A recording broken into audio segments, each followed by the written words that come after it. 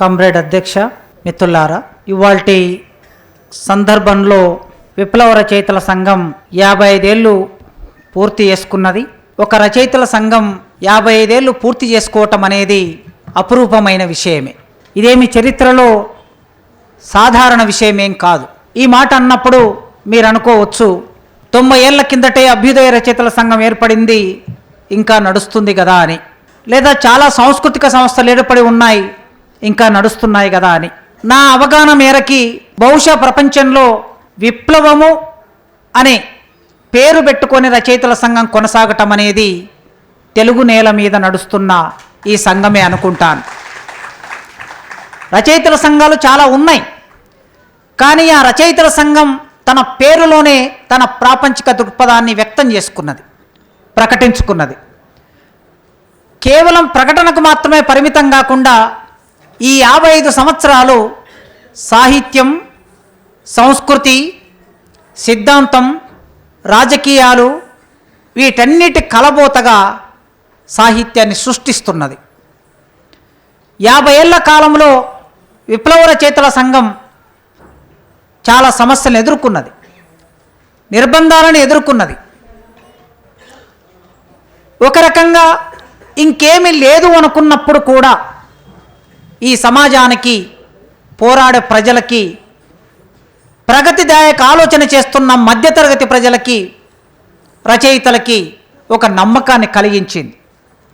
ఇంకేమీ లేదనుకున్నప్పుడల్లా సమాజం ఉంది కదా, ప్రజలున్నారు కదా, రాపిడి పడుతున్న ప్రజా జీవితం ఉన్నది కదా, ఈ రాపిడి పడుతున్న ప్రజా జీవితం ఉన్నంతకాలం తప్పనిసరిగా ఏదో ఒకటి ఏదో రూపంలో వ్యక్తమవుతూనే ఉంటుంది.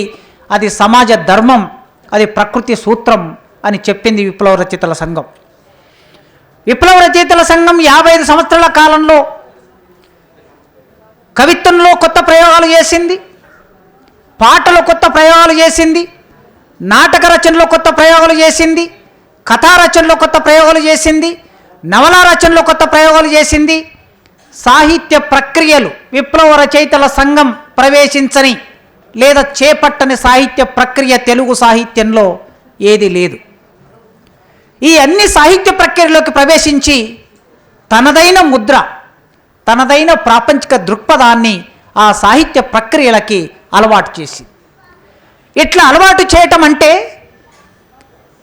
కేవలం విప్లవ రచయితల సంఘంలో ఉండే ఒక 60 మందో 70 మందో 50 మందో 100 మందో సభ్యులు మాత్రమే కాదు, ఈ సభ్యులు పొందుతున్న సామాజిక జ్ఞానం, ప్రజలు ఆచరిస్తున్న పోరాట జ్ఞానం, ప్రజలు వ్యక్తమవుతున్న సాంస్కృతిక జ్ఞానం, ప్రజలు వ్యక్తం చేస్తున్న వాళ్ళ జీవితాల్లో భాగంగా వ్యక్తం చేస్తున్న కళారూపాల నుంచి వచ్చిన జ్ఞానం, ప్రజల నుంచి వచ్చిన జ్ఞానాన్ని తీసుకొని తిరిగి మళ్ళీ ప్రజలకు చెప్పే క్రమంలో వివిధ సాహిత్య ప్రక్రియలోకి ప్రవేశించి తనదైన ఒక లక్ష్యాన్ని, ఆశయాన్ని ఆ ప్రక్రియ ద్వారా ప్రజల ముందు సంభాషించడానికి, సంవాదం నడపడానికి పూనుకున్నది.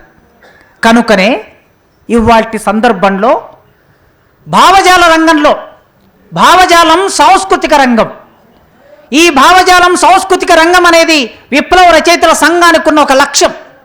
విప్లవ రచయితల సంఘం ప్రణాళికలో చాలా స్పష్టంగా రాసుకున్నది. మార్క్సిజం, లెనినిజం, మావోయిజం ఈ సిద్ధాంతాలని విప్లవ రచయితల సంఘం తన పరిధిలో తాను పనిచేసే క్షేత్రం ఏమిటి అంటే కళలు, సాహిత్య రంగంలో పనిచేస్తుంది.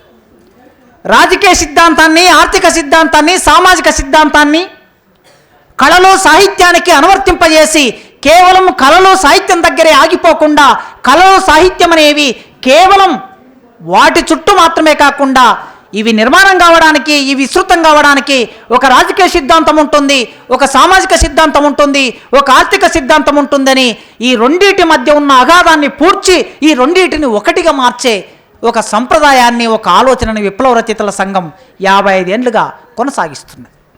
మీకు తెలుసు, విప్లవ రచయితల సంఘం తెలుగు సాహిత్యాన్ని శిఖరాగ్ర స్థాయికి తీసుకెళ్లిన శ్రీశ్రీ అధ్యక్షుడుగా ఏర్పాటైంది.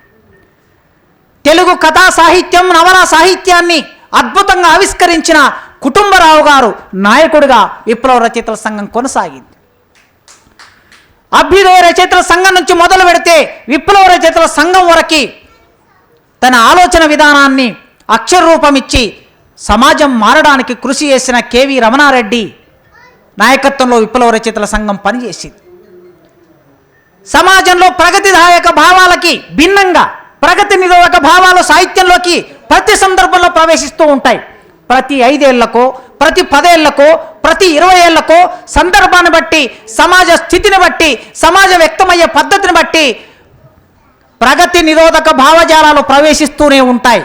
అలాంటి ప్రగతి నిరోధక భావజాలాలు ప్రవేశించినప్పుడు 1970, 75, 80ల కాలంలో ఆ ప్రగతి నిరోధక భావజాలాలు సాహిత్యంలోకి వచ్చినప్పుడు, నవల, కథ, కవిత్వంగా వచ్చినప్పుడు వాటిని దునుమాడిన అద్భుతమైన సాహిత్య విమర్శ రాసిన త్రిపురనేని మధుసూదన్ రావు పనిచేసిన సంఘం విప్లవ రచయితల సంఘం. కనుక ఏ ప్రక్రియను చేపడతారు? విప్లవ రచయితల సంఘం సభ్యుడు కాకపోవచ్చు గద్దర్, విప్లవ రచయితల సంఘం సభ్యుడు కాకపోవచ్చు చాలామంది, గూడ అంజయ్య, అమరులైనటువంటి వాళ్ళందరూ కూడా వాళ్ళు సాంకేతికంగా విప్లవ రచయితల సంఘం సభ్యులు కాదు. కానీ విప్లవ రచయితల సంఘం ఏమి కోరుకుంటుందో అలాంటి సాహిత్యాన్ని సృష్టించిన వాళ్ళు ఏ ప్రక్రియలో పనిచేశారో ఆ ప్రక్రియని ఉన్నత స్థాయికి తీసుకెళ్ళి తాము చెప్పదలుచుకున్న రాజకీయాలని ఏ పద్ధతిలో చెప్పాలనుకుంటే ఆ పద్ధతిలో వ్యక్తమైన వాళ్ళు. ఇంత చరిత్ర కలిగిన ఈ సంఘం ఖచ్చితంగా ఒక భవిష్యత్తును కలగంటుంది. ఈ దేశం అట్టడుగున ఉండే ప్రజలు సంతోషంగా జీవించాలని, ప్రజలందరూ సమానంగా జీవించాలని, ఈ 5 వేళ్ళు నోట్లోకి పోవాలని విప్లవ రచయితల సంఘం కలగంటుంది. ఆ కళ నిజమవుతుంది. ఖచ్చితంగా ఎప్పుడో ఒకసారి ఆ కళ నిజమవుతుందనే విశ్వాసం విప్లవ రచయితల సంఘానికి ఉన్నది, నమ్మకం ఉన్నది. అందుకే 55 సంవత్సరాల కాలంలో ఎన్ని నిర్బంధాలున్నా ఈ సంస్థ కొనసాగుతుంది, ఇంకా కొనసాగుతుంది. అయితే ఈ సందర్భంలో ఇవాళ సాహిత్యంలోకి ప్రవేశిస్తున్న, కళారంగంలోకి ప్రవేశిస్తున్న, రాజకీయాల్లోకి ప్రవేశిస్తున్న ప్రగతి నిరోధక భావజాలంతో తలపడవలసిన బాధ్యత విప్లవ రచయితల సంఘం మీద ఉన్నది. విప్లవ రచయితల సంఘం మీద ఉన్నదంటే ఈ సమాజంలో ఆలోచించే ప్రతి ఒక్కరి మీద ఉంది అని అర్థం. ఈ ఆలోచించే ప్రతి ఒక్కరితో సంభాషణ నడపడానికి విప్లవ రచయితల సంఘం ఇదో ఈ రూపంలో మీ ముందుకొచ్చేది. భావజాల రంగంలో, సాంస్కృతిక రంగంలో కృషి చేస్తూనే, కళలు సాహిత్య రంగంలో కృషి చేస్తూనే ఈ కళలు సాహిత్య రంగంలో వర్గ పోరాటం నడవవలసిన అవసరం ఉన్నదని విప్లవ రచయితల సంఘం తన ప్రణాళికలో రాసుకున్నది. ఆ ప్రణాళికలో భాగంగా ఆచరణలో ఉన్నది. అందుకే చరిత్రలో భాగమైన కళలు, చరిత్రలో భాగమైన సాహిత్యం, ఈ కళలు సాహిత్యం పరిపక్వం కావడానికి, ముందుకు రావడానికి, కొత్త రూపం తీసుకోవడానికి వాటి కవిగా ఎన్నడూ కూడా కొత్త రూపం తీసుకోలేదు.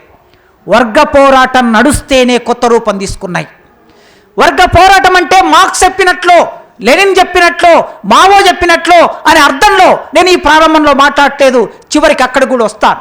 నేను ప్రారంభంలో వర్గ పోరాటం అంటే ఏ అర్థంలో వాడుతున్నానంటే, సమాజంలో నా ముందు సభాధ్యక్షుడు ప్రస్తావించినట్టు ఒక్కొక్క సందర్భంలో, ఒక్కొక్క రూపంలో అసమ్మతి వ్యక్తం అవుతూ ఉంటుంది. పాలక వర్గానికి వ్యతిరేకమైన అసమ్మతి వ్యక్తం అవుతూ ఉంటుంది. ఆ అసమ్మతి చేతిలో ఉన్న ఒక చిన్న రాయి విసరడంగా ఉండవచ్చు, లేదా గుడిసెలో కూర్చొని ఒక చిన్న పాట పాడటంగా ఉండవచ్చు, లేదా ఒక డప్పు తీసుకొని ఆ డప్పు మీద సంతోషకరమైన దరువు వేయటమే కాదు, నిరసన సంబంధించిన దరువును కూడా వేయటంగా ఉండవచ్చు. భిన్న రూపాల్లో ఈ సమాజంలో ఎప్పటికప్పుడు అసమ్మతి వ్యక్తం అవుతూ ఉన్నది.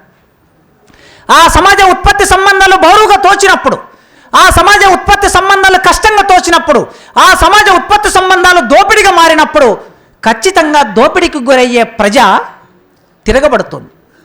ఆ ప్రజ చేసే పోరాటం అప్పటికి మార్క్స్ ఉండకపోవచ్చు, అప్పటికి వర్గ పోరాట సిద్ధాంతం ఉండకపోవచ్చు, కానీ ఆ ప్రజలు పెనుగులాటనే కళలని, సాహిత్యాన్ని ఉన్నతీకరించాయి. ఆ విధంగా చూసినప్పుడు మన ముందు కనిపించే ప్రకృతి యావత్తు కళాత్మక వ్యక్తీకరణ. ఈ ప్రకృతిని ధ్వంసం చేయడానికి ఇవాళ అభివృద్ధి నమూనా పేరు మీద జరుగుతూ ఉన్నది. ఈ ప్రకృతి లేకపోతే ఈ మనిషి లేడు, ఈ ప్రకృతి లేకపోతే ఈ కళలు లేవు. కనుక ప్రకృతి నుంచి వ్యక్తమవుతున్న ఆ సౌందర్యాత్మక దృష్టి ఆ ప్రకృతి మనిషికి నేర్పుతుంది. గుర్రం జాషువా గబ్బిలంలో ఎక్కడో రాశాడు. పులుగులు పుట్టలు చుట్టంబులు అన్నాడు ఆయన. పులుగులు పుట్టలు చుట్టంబులు ఎవరికి? అరుంధతి సుతుడికి. ఎవరి అరుంధతి సుతుడు? అంటరానివాడు, ఊరికి దూరంగా ఉండేవాడు. ఈ ఊరు రానివ్వదు, ఊరు దగ్గరికి రానివ్వదు, ఊరు కౌగిలించుకోదు, ఊరు మాట్లాడదు, ఊరు ముట్టుకోదు. మరి ఈ మనిషికి చుట్టాలు ఎవరు అంటే అడవిలో ఉండే పక్షులు, అడవిలో ఉండే చెట్లు, అడవిలో ఉండే పుట్టలే చుట్టాలవుతాయి అన్నాడు. కనుక ప్రకృతి సౌందర్యాత్మకమైన వ్యక్తీకరణ అయినప్పుడు, ఆ ప్రకృతిలో మనిషి భాగమైనప్పుడు అక్కడి నుంచే ఉత్పత్తి అయినా, అక్కడి నుంచే కళ అయినా, అక్కడి నుంచే సాహిత్యమైనా మనం ప్రారంభం చేస్తాం. కనుక ప్రకృతి తమ అవసరాల కోసం సృజనాత్మకంగా ప్రారంభ మానవుడు ఆదిమ సమాజంలో వ్యక్తమైనప్పుడు, ఈ ప్రకృతి ఒక ఉత్పత్తి సాధనంగా మారినప్పుడు తప్పనిసరిగా ప్రకృతిని ధ్వంసం చేసుకుంటే, ప్రకృతిలో ఉండే వనరులని పూర్తిగా ధ్వంసం చేసుకుంటే, సామ్రాజ్యవాద కంపెనీలకి తాకట్టు పెడితే చిట్ట చివరికి మనిషికి ఏం మిగులుతుంది, ఈ దేశంలో ఉండే మనిషికి ఏం మిగులుతుంది అనే ప్రశ్న ఇవాళ సమాజం ముందు చర్చనీయాంశంగా పెట్టాలి. చర్చనీయాంశంగా ఉండదు, అందులో అందరూ నిమగ్నం కావలసి ఉన్నది, ఆ చర్చని కొనసాగించవలసి ఉన్నది. ఈ సమాజ చైతన్యము ద్వారా మనిషి ప్రకృతిలో భాగమైనప్పుడు, ఆ ప్రకృతితో పోరాటం చేస్తున్నప్పుడు, ఒక్కొక్కసారి ఆ మనిషిని ప్రకృతి తన విశ్వరూపం ప్రదర్శించినప్పుడు ఆ మనిషి దాని నుంచి తట్టుకోలేక అందులోనే చనిపోయిన సందర్భాలు కూడా కనిపిస్తాయి. ఒక వరద, ఒక ఎండ, ఒక చలి, మంచు, ఇలా భిన్నమైన సందర్భాల్లో ఆ ప్రకృతి దాడికి మనిషి తట్టుకోలేనప్పుడు మెల్లగా బలం పుంజుకొని తిరిగి మళ్ళీ ప్రకృతితో పోరాటం చేయడం మొదలుపెట్టాడు మనిషి. ఇక ప్రకృతితో పోరాటం చేయడం తప్పిస్తే ఇంకో మార్గం లేదు. ఆ ప్రకృతిలోనే కలిసి జీవించాలి కనుక ఇంకొక మార్గం లేదు. అందుకే తన ప్రకృతిని తన వశం చేసుకోవడానికి, ఆ ప్రకృతిని ఉత్పత్తి సాధనంగా మార్చుకోవడానికి, ఆ ప్రకృతిని మానవ జీవితానికి అనుగుణంగా మార్చుకోవడానికి చేస్తున్న పెనుగులాట పోరాటం నుంచి మనిషి జ్ఞానం పొందటం మొదలుపెట్టాడు. ఉరుమెందుకు ఉరుముతుంది, వానెందుకు వస్తుంది, పిడిగెందుకు పడుతుంది, మంచు గడ్డెందుకు గడుతుంది, ఇవన్నిటినీ తన జ్ఞానంతో, తన పంచేంద్రియాలతో దాటి నుంచి జ్ఞానం పొంది మెల్లగా చైతన్యం పొందటం ప్రారంభించాడు. ఈ చైతన్యమే మనిషి చైతన్యానికి మూలం ఏమిటి అంటే, మనిషి చైతన్యానికి మొట్టమొదటి మూలం ప్రకృతి. దాని నుంచి పొందినటువంటి ఆ చైతన్యం వలన భిన్నంగా ప్రకృతిని వ్యాఖ్యానించటం, భిన్నంగా దాన్ని ఉపయోగించుకోవటం, దాన్ని ఒక ప్రారంభ ఉత్పత్తి సాధనంగా మార్చుకోవటం అనేది మనిషి చేస్తూ ఉంటాడు.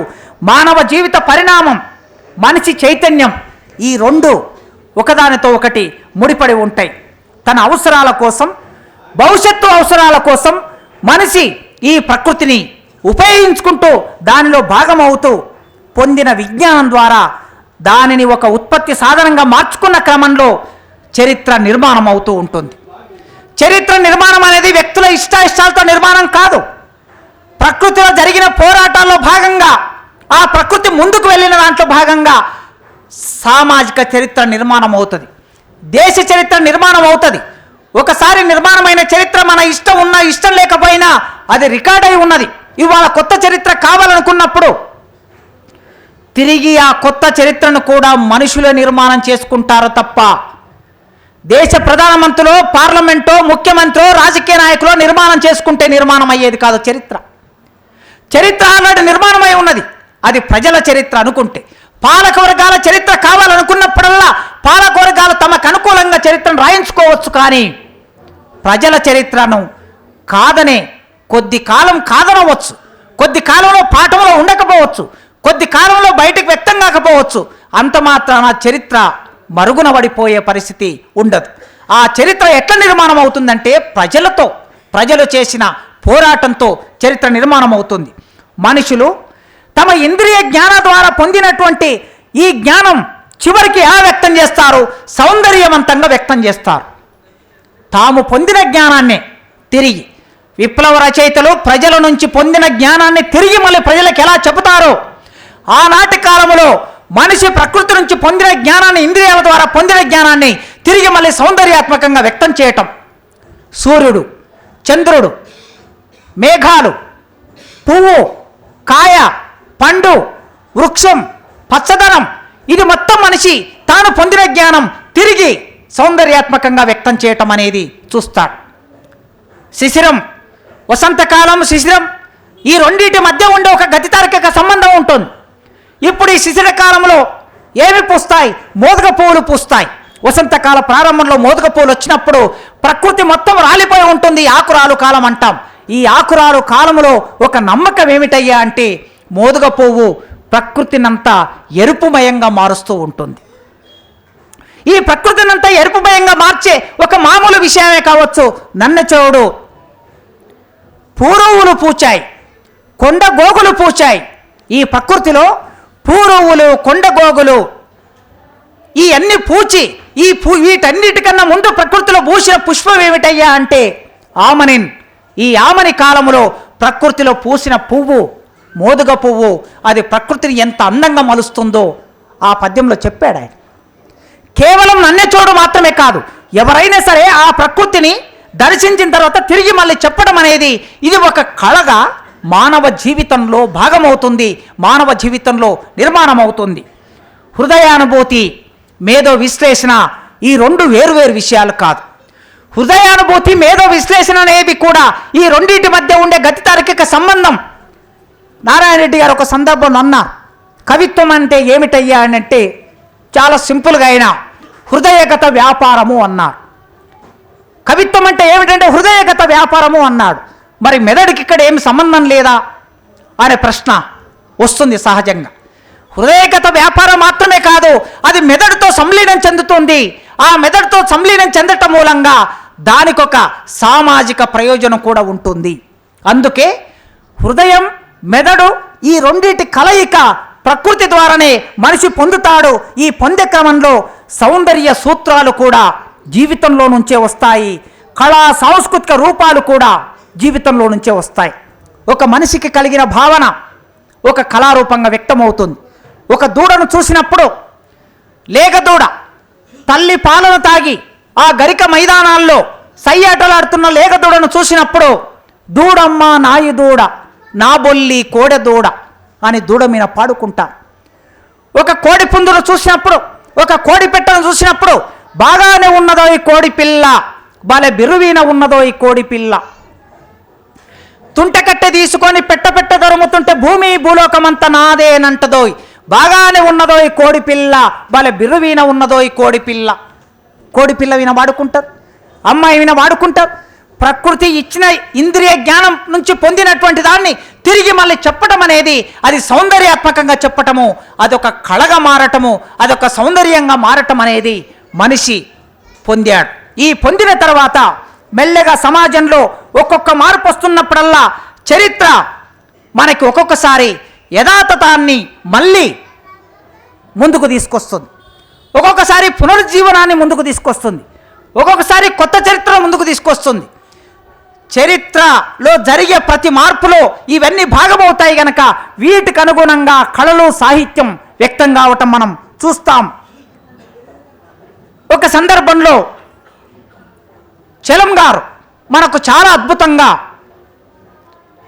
సమాజాన్ని వ్యాఖ్యానించి ఆనాటి స్త్రీ జీవితానికి అక్షరరూపం ఇచ్చి స్త్రీ జీవితంలో రావలసిన మార్పు గురించి కథలు రాసి, నవలలు రాసి ఒక భావ విప్లవాన్ని తీసుకొచ్చిన చలం చివరికి రమణ మహర్షి ఆశ్రమం వరకు ప్రయాణం చేశాం. అంటే ఒక మనిషిలో రెండు రకాల భావాలు ఎలా ఉంటాయి అంటే అభ్యుదయకరంగా ప్రారంభమైన వాళ్ళు, విప్లవకరంగా ప్రారంభమైనప్పుడు, లేదా ప్రగతిదాయకంగా ప్రారంభమైనప్పుడు, లేదా ప్రజాస్వామికంగా ప్రారంభమైనప్పుడు, చివరికి పునరుద్ధవాదం అనేది ముందుకొచ్చినప్పుడు అది మనిషిని ఒక కొసకు తీసుకెళ్తుంది. ఇది మనం చలంలో చూస్తాం.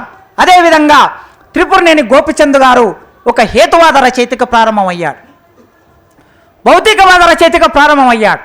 అలా హేతువాద రచయితగా ప్రారంభమైనటువంటి వాడు అరవిందుని అతీత శక్తి దగ్గర చివరికి వెళ్ళి అక్కడ ఆగాడు.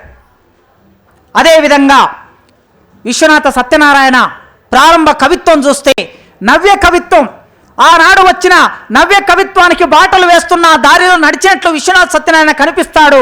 కానీ చివరికి విశ్వనాథ సత్యనారాయణ ఎక్కడికి వెళ్ళాడంటే తన భావజాలం పునరుద్ధరణ వాదంలోకి వెళ్ళాడు. అంటే రోజు తినే తిండి తింటున్నట్లుగా, రోజు చేస్తున్న సంసారం చేస్తున్నట్లుగా, రోజు నేను నా రాముడి గురించి రాస్తాను, మాట్లాడుతాను అన్న వరకు వెళ్ళాడు.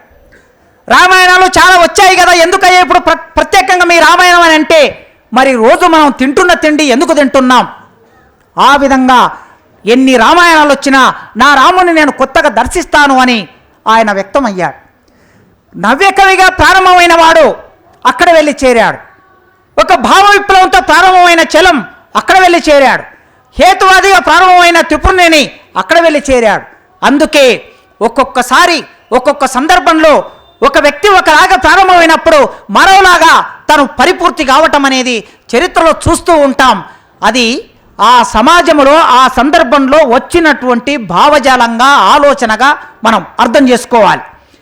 ఆదిమ సమాజంలో ఆర్యులు భారతదేశంలోకి వచ్చిన తొలి రోజుల్లో కళలు, సాహిత్యం ఎట్లా వ్యక్తమయ్యాయని మనం చూస్తే ఒక రకంగా వారు వైదిక సాహిత్యం అంటాం. మొట్టమొదటి వైదిక సాహిత్యంలో ఋగ్వేదాన్ని మనం ప్రామాణికంగా చెప్తున్నాం. ఈ ఋగ్వేదంలో వాళ్ళు ఎట్లా వ్యక్తమయ్యారో చూస్తే, వరుణ నీ అనుగ్రహం కోసం నీ హృదయాన్ని మంత్రాలతో బంధిస్తాము అని ప్రారంభమయ్యారు. వర్షం కావాలి, మనిషి జీవించాలంటే వర్షం కావాలి, నీళ్లు కావాలి. నీళ్లు కావాలనుకున్నప్పుడు ఆ వర్షపు దేవుణ్ణి ఈ మానవుడు అంటే ఈ కాలపు మానవుడు ఎలాంటి కళాత్మకంగా వ్యక్తమవుతున్నా చూడండి. వరుణ నీ అనుగ్రహం కోసం నీ హృదయాన్ని మంత్రాలతో బంధిస్తాము. రథానికి సారథి అశ్వాన్ని బంధించినట్లుగా, రథానికి సారథి అశ్వాన్ని బంధించినట్టుగా ఇప్పుడు నిన్ను నేను చూశాను. అందరూ చూడదగ్గని రథాన్ని ఆకాశంపై చూశాను. నా గీతాలను నీవు స్వీకరించావు. న్యాయ స్వరూపుడమైన వరుణుడు ప్రజల మధ్య కూర్చుంటాడు. ఆ సర్వజ్ఞుడు అందరినీ పాలించుటకై అలా కూర్చుంటాడు. వరుణ నన్ను ఊర్ధ్వ, మధ్య, అదో బంధనాల నుండి విముక్తిని కావించు, నేను వర్ధిల్లుతాను అని ఆ మొదటి మానవుడు ఇలా వ్యక్తమయ్యాడు. ఆ ఋగ్వేదంలో ఇలా వ్యక్తమయ్యాడు. ఇవాళ మనం వర్షం గురించి ఇలా రాస్తామా? రాస్తాం కావచ్చు. మనమంటే విప్లవ రచయితలు రాస్తామని కాదు. ఇవాళ వర్షం గురించి ఇలా రాస్తానే వర్షం వస్తుంది అని చెప్పే ఒక పునరుద్ధరణవాదం మొదలవుతూ ఉన్నది. ఇప్పుడు ఎందుకు కళలో, సాహిత్యంలో వర్గ పోరాటం గురించి మనం మాట్లాడుకుంటున్నాం, భావజాలం, సాంస్కృతిక రంగంలో వర్గపోరాటం గురించి మాట్లాడుకుంటున్నాం అంటే, ఒకప్పుడు ప్రతి సందర్భంలో 5 ఏళ్లకో 10 ఏళ్లకో 20 ఏళ్లకో 30 ఏళ్లకో పునరుద్ధరణవాదం మొదలైనట్లు వస్తూ ఉన్నట్లుగా, సమాజం ముందుకు వెళ్లకుండా అనేక పరిమితులు విధించి అడ్డుకుంటున్నట్లుగా ఇప్పుడు మళ్ళీ తిరిగి ఆ పాతకాలపు ఆలోచనలు పునరుద్ధరిస్తున్నారు. గనక ఋగ్వేదంలో చెప్పిన ఈ మాట, ఈ మంత్రం చెబితేనే వర్షం వస్తుంది అని రేపు ఒక సినిమా రావచ్చు, రేపు ఒక సీరియల్ రావచ్చు, లేదా ఈ దేశ నాయకుడే రేపు మాట్లాడవచ్చు. ఎవరేం మాట్లాడతారో ఏ మేరకు మనం అందరం చూసాం. నిన్ననో మొన్ననో ఒక పేపర్లో ఒక సైంటిస్టు చెప్తూ ఉన్నాడు, విమానానికి సంబంధించినటువంటి జ్ఞానం, పరిజ్ఞానం రామాయణంలో ఎట్లా ఉన్నదో మనం పరిశోధన చేయవలసిన అవసరం ఉన్నదని చెప్తూ ఉన్నాడు. ఇండియన్ సైన్స్ కాంగ్రెస్లో ఈ దేశ నాయకుడు వచ్చి ఈ దేశంలో 1000 సంవత్సరాల కిందటే టెస్ట్ ట్యూబ్ బేబీ ఉందని చెప్తూ ఉన్నారు, 1000 సంవత్సరాల కిందటే ప్లాస్టిక్ సర్జరీ ఉందని చెప్తూ ఉన్నారు. మరి test tube baby, plastic surgery 1000 సంవత్సరాలుగా ఎక్కడున్నది అనేది పరిశోధించి ఇండియన్ సైన్స్ కాంగ్రెస్లో ఉన్న ప్రొఫెసర్లు, మేధావులు, సైంటిస్టులు బయటకు తీయాలని మాట్లాడుతూ ఉన్నారు. ఇలా మాట్లాడుతున్నప్పుడు రేపు వర్షం రాకపోతే ప్రతి ఊరిలో ఇదో ఈ ఋగ్వేదంలో ఉన్న ఈ మంత్రాన్ని చదవండి అని మాట వచ్చే అవకాశం కూడా, ఆ ప్రమాదాన్ని కూడా మనం కాదనలేం. వర్షం కురవకుండా ఎవరో ఒకరు అడ్డుపడతారు. ఈ దేశంలో వర్షం కురవకుండా ఎవరో ఒకరు అడ్డుపడతారు. ఈ దేశం అభివృద్ధి కాకుండా ఎవరో ఒకరు అడ్డుపడతారు. ఎవరు అడ్డుపడతారా అంటే, విప్లవ రచయితల సంఘం వాళ్ళు సుందర యజ్ఞాన కేంద్రంలో సభలు పెట్టుకున్నారు. ఈ దేశంలో వర్షం రాకపోవడానికి ప్రధాన కారణం విప్లవ రచయితల సంఘం వాళ్ళే అని చెప్పే ప్రమాదం కూడా భవిష్యత్తులో ఉండొచ్చు. చూడండి, ఇక్కడ ఉంది చూడండి, వర్షం కురవకుండా ఎవరు అడ్డుపడుతున్నాడని ఆ ఋగ్వేద కాలంలోనే ఒక కథ బయలుదేరింది. ఎవరు అడ్డుపడుతున్నారు? అతడే వృత్రాసురుడు అడ్డుపడుతున్నాడు. ఈ వృత్రాసురుడు అనేవాడు రాక్షసుడు అడ్డుపడుతున్నాడు. అప్పుడు పిడుగును ఆయుధంగా ధరించినటువంటి ఇంద్రుడు అతన్ని సంహరిస్తే అప్పుడు వర్షం వస్తుంది. సంహరించాడు, వర్షం వచ్చింది. ఆనాడు అది అడ్డంకిగా ఉన్నది. రాక్షసులు అందరూ ఎవరు అనే చరిత్ర ఇప్పుడు మనందరికీ తెలుసు. ఈ రాక్షసులు గులాంగిరి పుస్తకంలో మహాత్మా జ్యోతిరావు పూలే అయినా, అంబేద్కర్ అయినా వివిధ సందర్భాల్లో రాసింది, రాక్షసులుగా ముద్ర వేయబడినటువంటి వాళ్ళందరూ ఈ దేశంలో మూలవాసులు. ఇంకొక 20 ఏళ్లకో 30 ఏళ్లకో 50 ఏళ్లకో ఈ దేశంలో పోరాడుతున్న ఆదివాసులు మూలవాసులు ఏ విధంగా చిత్రించబడతారో మాకు తెలియదు. కళా సాహిత్య రంగంలో ఎట్లా వ్యక్తమవుతారో మనకు తెలియదు. ఎందుకంటే పాలక వర్గాల చేతిలో కళలు సాహిత్యం ఉన్నప్పుడు, ఆ పాలక వర్గాల చేతిలో ఉన్న కళారంగం ఎక్కువ ప్రభావితంగా ఉన్నప్పుడు, ప్రభావం వేసే అవకాశం ఉన్నప్పుడు ఏ విధంగా చిత్రిస్తే ఆ విధంగానే బయటికి ఆ చిత్రీకరణ వస్తుంది. గనక ఇంద్రుడు అతని చంపేసిన తర్వాత సరే నేల కూలాడు, వర్షం వచ్చింది, వర్షం వచ్చిన తర్వాత ప్రకృతి పచ్చగా అయింది, ఈ పచ్చగైనటువంటి ప్రకృతిని మేమందరం ఆస్వాదిస్తున్నాము అని ఆ సాహిత్యంలో రాసుకున్నారు. ఇక ఉషస్సును గురించి, ఆకాశపు అంచుల వలె ఆమె ప్రకాశిస్తున్నది, అడవి చీకటి ముసుగును తొలగించింది, తెల్ల గుర్రాల రథంపై ప్రపంచాన్ని నిద్ర మేల్కొల్పుతూ ఉషస్సు అరుదించింది. ఎన్ని ఉషస్సులు వచ్చాయి, భవిష్యత్తులో ఎన్ని రానున్నాయి, ఉషస్సు ఇలాగే వస్తుంది, ఎల్లప్పుడూ వస్తుంది.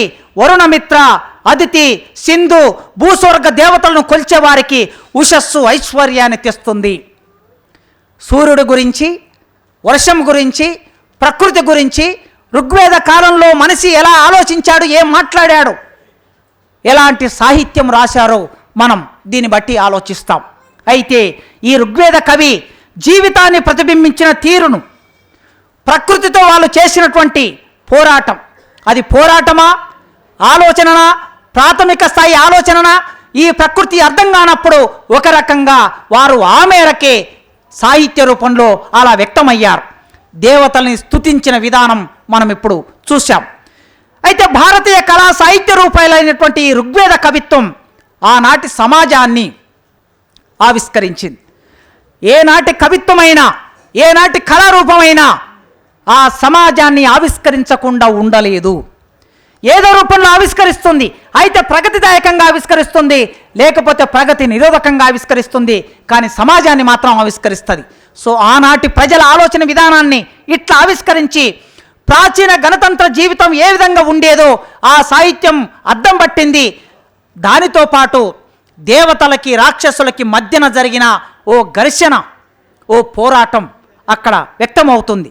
కొంతకాలం గడిచాక మనిషికి ప్రకృతి మీద నమ్మకం ఏర్పడిన తర్వాత ఈ ప్రకృతిని వశం చేసుకోగలము అనే విశ్వాసం వచ్చాక మెల్లగా కొన్ని వర్గాలు అధికారంలోకి వచ్చాయి, విశ్రాంతి వర్గాలుగా మారాయి. అధికారంలోకి వచ్చిన వర్గాలు, విశ్రాంతి వర్గాలు కలిసి కళలు, సాహిత్యాన్ని నిదానంగా సృష్టించడం మొదలుపెట్టాయి. ఈ కాలంలో బ్రాహ్మణ క్షత్రియ పాలక వర్గం మనకు కనిపిస్తుంది చరిత్రలో. బ్రాహ్మణులు పాలకవర్గం, క్షత్రియులు పాలకవర్గం, వీళ్ళిద్దరు పాలకవర్గంగా ఉన్నప్పుడు మనకి అనేక సాహిత్యం చూస్తాం. పురాణ సాహిత్యం, విశ్వామిత్రుడు, వశిష్ఠుడు వీళ్ళ మధ్య జరిగిన ఘర్షణ. విశ్వామిత్రుడు క్షత్రియుడు, వశిష్ఠుడు బ్రాహ్మణుడు. విశ్వామిత్రుడు వశిష్ఠుడికి మధ్య జరిగిన ఈ ఘర్షణ, దీన్ని బట్టి మనకేమర్థమవుతున్నది, పాలకవర్గంగా బ్రాహ్మణులు క్షత్రియులు ఈ కాలములో ఉన్నారనే విషయం అర్థమవుతుంది. కార్తవీర పరశురాముల గాథ, ఈ కార్తవీరులు పరశురాముడికి మధ్యన జరిగినటువంటి ఆ ఘర్షణ చూసినప్పుడు క్షత్రియులు బ్రాహ్మణులు పాలకవర్గాలుగా ఉన్న విషయము చూడవచ్చు. కొంతకాలం తర్వాత పూర్తిగా దేశ రక్షణ బాధ్యతని క్షత్రియులు చేపట్టి బ్రాహ్మణులకి సాహిత్యాన్ని, కళారంగాన్ని వదిలేశారు. ఆ విధంగా వదిలేశాక రామాయణ కాలం నుంచి క్షత్రియులు బలపడి, అందుకే మనం రాముడి గురించి ఏ విధంగా రాశారో రామాయణంలో చూస్తాం. అంటే రాముడు దేనికి నమూనా, భారతదేశంలో క్షత్రియ రాజ్యం బలపడిన దానికి రాముడు ఉదాహరణ. ఆ క్షత్రియ రాజ్యం బలపడింది కనుక రాజులందరూ ఎలా ఉండాలో చెప్పడం కోసం ఆయనకు సంబంధించిన కొన్ని లక్షణాలని సాహిత్యం ద్వారా వ్యక్తం చేసి క్షత్రియులే రాజులుగా ఉంటారు, వాళ్ళ లక్షణాలు ఇలా ఉండాలి అని ఆ సాహిత్యం అంతా మనకు చెప్తుంది. ఈ కాలంలో రెండో వైపు నుంచి చార్వాకులు వచ్చారు. చార్వాకుల ధోరణులు కూడా బయటకు వచ్చాయి. జన్మాంతరవాదాన్ని, ఆస్తికత్వాన్ని ప్రశ్నించిన సందర్భం కూడా ఇక్కడ మనకు కనిపిస్తుంది. మనిషి పుట్టుకతో వచ్చే లక్షణాలు, మనిషి ముందు జన్మలో చేసుకున్న లక్షణాలు, ఆ ముందు జన్మలో చేసుకున్న పని విధానం బట్టి ఈ జన్మలో మనం పుడతాము అనే ఇలాంటి వాదనలు ఏమైతే ఉన్నాయో ఈ వాదనలన్నిటినీ పూర్వపక్షం చేయడం కోసం హేతుని ఆధారం చేసుకొని, ఆలోచనని ఆధారం చేసుకొని, ప్రకృతిని ఆధారం చేసుకొని, సంఖ్యని ఆధారం చేసుకొని, కణాన్ని ఆధారం చేసుకొని ఇలాంటి వాదన కూడా సమాంతరంగా మనకు కనిపిస్తుంది. అంటే రాముడు, వాల్మీకి, వ్యాసుడు, మహాభారతం ఇవన్నీ ఎట్లా వచ్చాయో వీటికి సమాంతరమైనటువంటి సాహిత్యం కూడా ఆ సమాజంలో ఉంది. ఇలా ఉండడానికి కారణం ఏమిటంటే సమాజంలో 2 వర్గాలు ఉన్నప్పుడు ఈ 2 వర్గాల మధ్య జరిగే ఈ పెనుగులాట 2 రూపాల్లో సాహిత్యం వ్యక్తమవుతుంది. అలా వ్యక్తం కావటం అనేది ఇవాళ మన వర్గ పోరాట సాహిత్యం అని చెప్తున్నామంటే ఇది అభివృద్ధికరమైన ఆలోచనలో భాగంగా చెప్తుండవచ్చు. కానీ వర్గ పోరాట భావానికి సంబంధించి ప్రారంభం నుంచి ఈ సమాజంలో ఈ వాదన ఉన్నది. ఆ వాదనని వాళ్ళందరూ ముందుకు తీసుకొచ్చారు. ఊరికొక రాజు అనే జనపదం వచ్చి ఈ ఊరికొక రాజుతో పాటు అన్ని ఊర్లను కలిపిన ఒక ప్రధాన రాజు కూడా ముందుకొస్తాడు. అది సామ్రాజ్యం అయితే ఆ సామ్రాజ్యానికి ఒక రాజు ఉంటాడు. సాహిత్యం అంతా కూడా ప్రాథమిక దశలో ప్రజల నుండే ఉద్భవిస్తుంది. వర్గ సమాజ పరిణామ క్రమంలో సాహిత్యం కూడా వర్గగతమైపోతుంది. ఏ వర్గ సాహిత్యం ఆ వర్గ సాహిత్యంగా మారిపోయింది. ఏ కళ ఎవరి కళ ఇది అంటే ఇది శ్రమజీవుల కళనా, ఇది విశ్రాంతి వర్గాల కళన? ప్రారంభంలో కళలో పెద్ద తేడా లేకపోయినా ఆదిమ సమాజంలో వర్గ సమాజం రూపొందిన తర్వాత ఇది పేద ప్రజల కళారూపం, ఇది పేద ప్రజల సాహిత్యం, ఇది దోపిడి వర్గాల కళారూపం, ఇది దోపిడి వర్గాల సాహిత్యం అనే విభజన రేఖ స్పష్టంగా సాహిత్యంలోకి వచ్చింది.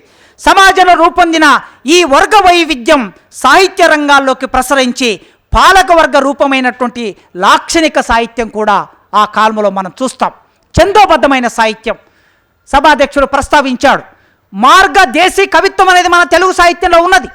నిజానికి దేశీ కవిత్వం కూడా ప్రజల కవిత్వం అంటే కాదు. దేశీ కవిత్వం కూడా పండితుల కవిత్వమే. కానీ దేశీ కవిత్వం అనేది మౌఖిక రూపంలో ప్రజల నుంచి వ్యక్తమైంది. మౌఖిక రూపంలో వ్యక్తమైన ప్రజల కవిత్వాన్ని దేశీ రూపంలో పండితులు చేపట్టి మార్గ కవిత్వానికి వ్యతిరేకంగా రాశాడు. మార్గ కవిత్వం అంటే సంస్కృతం. మహాభారతం వచ్చినటువంటిది సంస్కృతం. ఆ మహాభారతం వచ్చిన సంస్కృతంలో మహాభారతం వస్తే తెలుగులోకి నన్నయ్య దాన్ని తీసుకొచ్చినప్పుడు చాలా స్పష్టంగా చెప్పాడు ఆయన. ఎందుకు నేను మహాభారతాన్ని రాస్తున్నాను? రాజరాజ నరేంద్రుడి కోసం రాస్తున్నాను. రాజరాజ నరేంద్రుడి కోసం ఎందుకు రాయాలి? చాతుర్వర్ణ వ్యవస్థ బలహీనపడిపోతున్న సందర్భంలో, వైదిక మతం బలహీనపడిపోతున్న సందర్భంలో చాతుర్వర్ణ వ్యవస్థని, వైదిక మతాన్ని పునరుద్ధరించడం కోసం నేను మహాభారతాన్ని తెలుగులోకి అనువదించమని ఆయన అడిగాడు. అందుకే నేను తెలుగులో అనువదిస్తున్నాను అని చెప్పాడు. అది అనువాదమైన తర్వాత అతి కొద్ది రోజులకే ఇటువైపు నుంచి తెలంగాణ నేల నుంచి, కర్ణాటక నేల నుంచి దేశీ కవిత్వం వచ్చింది. పాలకురికి సోమనాథుడు బసవపురాణం రాసి దేశీ కవిత్వాన్ని ముందుకు తీసుకొచ్చాడు. ఉయ్యాల పాటలు, జనపద పాటలు, నాట్ల పాటలు, దంచే పాటలు, వీటిని ఆధారం చేసుకొని స్త్రీలు పాడుకునే పాటలు, ఇవి మౌఖిక సాహిత్యంలో ఉన్న పాటలు, ఇది ప్రజా సాహిత్యం.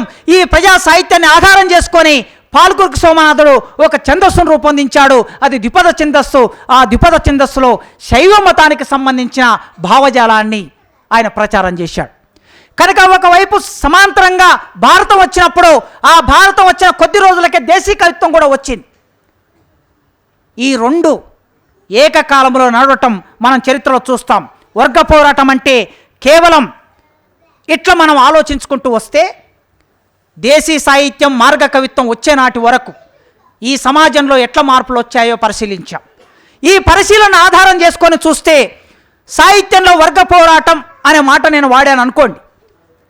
కళా సాహిత్య రంగంలో వర్గ పోరాటం అనేది నేను మాట్లాడుతున్న విషయం. అప్పుడు ఏం ప్రశ్న వస్తుంది? సహజంగా ఆర్థిక పోరాటం కాదా, రాజకీయ పోరాటం కాదా, సిద్ధాంత పోరాటం కాదా అనే ప్రశ్న ఉద్భవిస్తుంది. అందుకే నా ప్రారంభంలో చెప్పాను నేను, కేవలం కళా సాహిత్య రంగాల్లో వర్గ పోరాటం అని మనం అంటున్నామంటే సాహిత్యాన్ని ఆర్థికానికి, రాజకీయానికి వేరు చేసి మాట్లాడుతున్నామని కాదు. సాహిత్యాన్ని, కళారంగాలని రాజకీయాలకి, ఆర్థిక రంగానికి అన్వయం చేసి 55 ఏళ్ళు పోరాటం నడిపిన చరిత్ర విరసానికి ఉన్నది. సాహిత్యాన్ని, కళలని ఆర్థికానికి, రాజకీయానికి అన్వయం చేసి పోరాటం నడిపిన చరిత్ర 90 ఏళ్ల చరిత్ర అభ్యుదయ రచయితల సంఘానికి ఉన్నది, ప్రజానాట్య మండలికి ఉన్నది, జన్నాట్య మండలికి ఉన్నది, అరుణోదయ సాంస్కృతిక సంస్థలకు ఉన్నది. అందుకే ఇక్కడ కళారంగంలో సాహిత్య రంగం అంటున్నామంటే ఆర్థిక పోరాటం మినహాయింపు కాదు, రాజకీయ పోరాటం మినహాయింపు కాదు, సిద్ధాంత పోరాటం మినహాయింపు కాదు. మనుషులు ఎవరైనా సరే కూడు గూడు గుడ్డ కోసం ఆర్థిక పోరాటం నడుపుతాం. మనం శాంతి భద్రతల కోసం రాజకీయ పోరాటం నడుపుతాం, స్వేచ్ఛ స్వాతంత్రం కోసం సిద్ధాంత పోరాటం నడుపుతాం, కోరుకుంటాం. కనుక ఈ 3 రంగాల్లో జరిగే వర్గ పోరాటం కొనసాగుతూనే ఉంటుంది. సిద్ధాంత పోరాటంలో సాహిత్యము, కళ, సంస్కృతి ఇవి కూడా భాగంగా ఉంటాయి. వీటి పరిణామం కూడా భాగంగా ఉంటుంది. సాహిత్య చరిత్ర యొక్క వర్గ పోరాట పునాదిని మనం చూసినప్పుడు సాహిత్య కళారంగాల్లో మనకి ఇప్పుడు ప్రస్తావించుకున్న మార్గదేశీ పద్ధతులు ఎట్లయితే ఉన్నాయో, వర్గాలు విభజింపబడిన తర్వాత ఆ వర్గాలకు అనుగుణమైన సాహిత్యం, వర్గాలకు అనుగుణమైన కళారూపాలు కూడా మనం చూస్తాం. ఒక కాలంలో సనాతన సంస్కృతి, సనాతన సాహిత్యానికి సంస్కృతం వాహికగా మారింది ఆ భాష. మరో కాలంలో అంటే బౌద్ధుల కాలంలో ప్రాకృతం అనే భాష సాహిత్యానికి ఒక వాహికగా ఉన్నది. జైనుల కాలంలో ఇంకొకటి ఒక వాహికగా ఉన్నది. ముస్లింల కాలంలో మరొకటి వాహికగా ఉన్నది. ఇలా ప్రతి వర్గ సమాజంలో ప్రతి పాలకులున్న సందర్భంలో ఒక్కొక్క భాష ఒక్కొక్కరికి వారి కళల రూపాన్ని, వారి సాహిత్యాన్ని వ్యక్తం చేయడానికి అది ఆధారంగా ఆలంబనగా ఉంటూ వస్తూ ఉన్నది. మధ్యయుగాలు వచ్చే నాటికి సృజనాత్మక సాహిత్యం మెల్లగా వెల్లివిరుస్తున్న కాలం. దేశీయ పద్ధతిలో నన్నెచోడు, పాలకురికి సోమనాథుడు ఇక్కడ తెలుగు నేల మీద సాహిత్యాన్ని తీసుకొచ్చిన తర్వాత వైదిక వర్గ వ్యవస్థని బుద్ధుడు ఒక రకంగా కదలబార్చాడు. అందుకే గోరటి వెంకన్న ఎక్కడో రాశాడు, సొంత ఆస్తి లేని రాజ్యం ఉంటే శోకముండదని చెప్పి ప్రబోధించి పరితపించి పోరిన బుద్ధుని యోచన అని అన్నప్పుడు, అంబేద్కర్ బుద్ధుని దర్శించినప్పుడు, కార్ల్ మార్క్స్ బుద్ధుని దర్శించినప్పుడు, లేకపోతే ఇంకొకరు బుద్ధుని గురించి రాసినప్పుడు అక్కడ మనకు వ్యక్తమయ్యేది ఏంటంటే ఈ దేశంలో, భారతదేశంలో బుద్ధుడు వైదిక మతానికి సంబంధించిన పాలక వర్గ వ్యవస్థని కదలబార్చాడు, దాన్ని ఇలా కదిలించాడు. ఆ కదిలించడం మూలంగా ఆనాటి భూమి, కుటీర పరిశ్రమలే ప్రధాన ఉత్పత్తి సాధనాలుగా మారి బౌద్ధం వర్ణాశ్రమ ధర్మాన్ని సడలించింది. భూమి పరిశ్రమలపై ప్రజలకి కొద్దిపాటి హక్కు, పూర్తి హక్కు కాదు, కొద్దిపాటి హక్కు ప్రజలకు దక్కడానికి అవకాశాన్ని ఇచ్చింది. బానిసత్వపు సంఖ్యల బంధనాలని కొద్దిగా సడలించగలిగింది. గ్రామీణ స్వయం పోషక వ్యవస్థ రూపొందడానికి బౌద్ధ మతం పునాదులు వేసింది. అంటే ఏ మతమైనా, మతం వచ్చిందంటే ఆ మతం విడిగా ఉండదు. ఆ మతం కూడా రాజకీయ అంశంలో భాగంగా, ఆ మతం కూడా ఆర్థిక అంశంలో భాగంగా ఉంటుంది. కనుక బౌద్ధ మతం బుద్ధుడుకుండే ఒక ప్రాపంచిక దృక్పథం వలన ఆ సమాజాన్ని కాస్త మార్చడానికి ప్రయత్నం చేశాడు. మొఘలుల కాలంలో వ్యవసాయ రంగం కాస్త సంక్షోభానికి గురై, ఆ సంక్షోభానికి గురైన కాలంలో, ముఖ్యంగా అక్బర్ కాలంలో సంక్షోభం వచ్చినప్పుడు ప్రజలందరూ గ్రామాలను వదిలేసి పట్టణాలకు వచ్చారు. కొనుగోలు శక్తి కోల్పోయారు. ఈ కొనుగోలు శక్తి కోల్పోయినప్పుడు లక్షలాది మంది ప్రజలు పట్టణాలకు వస్తే అక్కడ పరిశ్రమలు నిర్మాణం కావలసిన అవసరం ఏర్పడింది, ఉపాధి వారికి దొరకవలసిన అవసరం ఏర్పడింది. ఆ సందర్భంలో అక్బర్ నుంచి ఔరంగజేబు వరకు మన దేశంలో విదేశీ పరిశ్రమలు కూడా మెల్లగా రావటం ప్రారంభమైంది. ఇవాల్టి పాలకులకి ఔరంగజేబు చరిత్ర అంటే గిట్టకపోవచ్చు, అక్బర్ చరిత్ర అంటే గిట్టకపోవచ్చు, షాజహాన్ చరిత్ర అంటే గిట్టకపోవచ్చు. కానీ ఈ దేశంలో భాగమైపోయిన వాళ్ళు రావటం, విదేశాల నుంచి వచ్చారు, రావటం దోపిడీ కోసం వచ్చారు, రావటం ఇక్కడ సంపదను దోచుకోవడానికి వచ్చారు. కానీ వచ్చిన తర్వాత ఇక్కడే స్థిరపడిపోయి ఇక్కడ ప్రజల్లో భాగమైపోయినటువంటి చరిత్రను కూడా మనం కాదనలేము. ఆ చరిత్రలో మంచి చెడులను విశ్లేషించవలసిన బాధ్యత ఉన్నది, మంచి చెడులని ఆలోచించవలసిన బాధ్యత ఉన్నది. వాటిలో ఉన్న శాస్త్రబద్ధ సూత్రీకరణ చేసి ఈ సమాజానికి అందించవలసిన బాధ్యత ఉన్నది. కానీ అలాంటి పని చేయకుండా పూర్తిగా చరిత్రనే మనం నిరాకరించే పద్ధతి ఇప్పుడు మనం ముందుకు వచ్చింది. కనుక ఆ కాలంలో బ్రిటిష్ వాళ్ళు వచ్చారు, పోర్చుగీస్ వాళ్ళు వచ్చారు, డచ్ వాళ్ళు వచ్చారు, ఫ్రెంచుగీస్ వాళ్ళు వచ్చారు, ఫ్రెంచ్ వాళ్ళు వచ్చారు. వీళ్ళందరూ ఓడరేవుల కోసం వచ్చారు, వనరుల కోసం వచ్చారు, రాజ్యాల కోసం వచ్చారు, వ్యాపారం కోసం వచ్చారు. చివరికి ఈ దేశాన్ని తమ చేతుల్లోకి తీసుకోవడానికి ప్రయత్నం చేశారు. వ్యాపారం కోసం వచ్చిన వాళ్ళు ఈ దేశంలో ఉన్న రాజులందరినీ ఓడించి ప్లాసీ యుద్ధంతో పరిపూర్తి అయిపోయింది. ప్లాసీ యుద్ధం తర్వాత బ్రిటిష్ వాళ్ళే, ఒక రకంగా ఈస్ట్ ఇండియా కంపెనీ తన అధికారాన్ని ఈ దేశం మీద నెలకొల్పింది. ఇక్కడి భూస్వామ్యాన్ని తన చేతిలోకి తీసుకున్నది.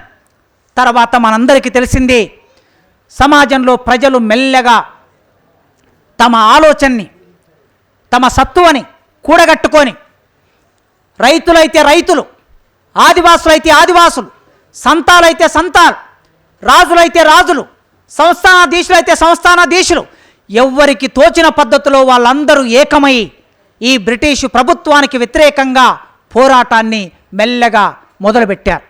బలం కూడా తీసుకొని మొదలుపెట్టారు. ఈ కూడా తీసుకొని మొదలుపెట్టిన పోరాటాన్ని మొట్టమొదటి ప్రజాస్వామిక విప్లవం అంటున్నాం, ప్రథమ స్వాతంత్ర సమరం అంటున్నాం, సిపాయిల తిరుగుబాటు అంటున్నాం. ఏ పేరుతో పిలిచినా ఆనాటి ప్రజలు సామ్రాజ్యవాదానికి వ్యతిరేకంగా, పెట్టుబడిదారి విధానానికి వ్యతిరేకంగా ఈ దేశ ప్రజల కోసం వ్యక్తమైనటువంటి మొట్టమొదటి పోరాటంగా మనం ఈ దేశ చరిత్రలో భాగంగా చూస్తాం. ఆ విప్లవం ద్రోహానికి గురైంది, అణచివేతకు గురైంది. ఆ విప్లవం విఫలమైంది. అయినా తర్వాత బ్రిటిష్ వాళ్ళు విస్తృతంగా మిల్లులను ఏర్పాటు చేశారు, పరిశ్రమలు ఏర్పాటు చేశారు. బాంబే, కలకత్తా, మద్రాసు లాంటి నగరాలు వ్యాపార కేంద్రాలుగా మారాయి. ఈ వ్యాపార కేంద్రాలుగా మారిన తర్వాత ఇక్కడ ఉన్న ఒక బూర్జువా వర్గం మెల్లగా ఉనికిలోకి వచ్చింది. అప్పటికి భారతదేశంలో లేనటువంటి బూర్జువా వర్గం, దోపిడీ వర్గం ఉనికిలోకి వచ్చింది. ఈ ఉనికిలోకి వచ్చినటువంటి బూర్జువా వర్గానికి ఈ దేశం మీద అధికారం కావాలి, లేదా ఈ దేశంలో ఉన్న సంపద మీద అధికారం కావాలి, లేదా ఈ దేశంలో వ్యాపారం అంతా తానే చేసుకోవాలి, లేదా తమ హక్కులని కొన్ని రక్షించుకోవడానికి బ్రిటిష్ ఈస్ట్ ఇండియా కంపెనీతో బ్రిటిష్ పాలకుల నుంచి కొన్ని హక్కులు పొందడానికి జాతీయవాదము అనే ఒక భావన అవసరం కనుక జాతీయవాదం అనే భావన వచ్చింది.